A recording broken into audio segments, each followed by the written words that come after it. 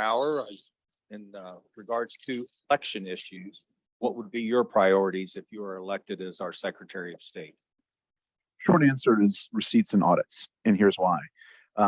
By my metrics, a successful election is one in which the loser accepts the outcome, not because they like the result, but because they trust the process.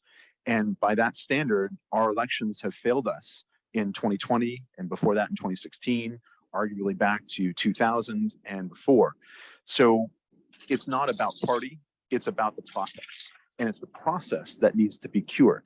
And what my solution for that is to have receipts and audits. The receipt is for you, the voter, and to Destiny's point about how do we serve the public, how do we serve the voter. That's something that it's a tool that empowers you. I like to ask the question, think about the last time you purchased something and the seller absolutely refused to give you a receipt. That might not have happened ever or recently. And when it did, you'd probably think, that's suspicious. Why won't they agree or document this transaction? What's so secret about it? And so starting with that perspective, why don't I have a receipt for my vote? Why isn't the election process willing to trust and document that for me? And we'll get into the details of what's on that receipt, but it's not meant to invalidate the secrecy of your vote, not in the least. And so the receipt is for you. The audit is for all of us. And whether you feel this way or you surely have a neighbor who feels this way, but the accusation is 100,000 dead people or more woke up on election day and voted. So how do we prove that that didn't happen?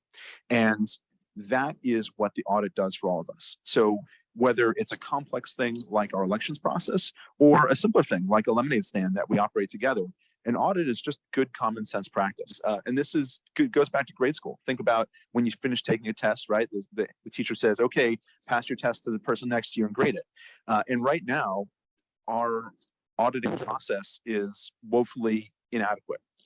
We have one organization that audits itself. It's grading its own test, and it tells us that it's getting 100% perfect score. And we don't know if we can trust that. I hope that's true, but let's verify it.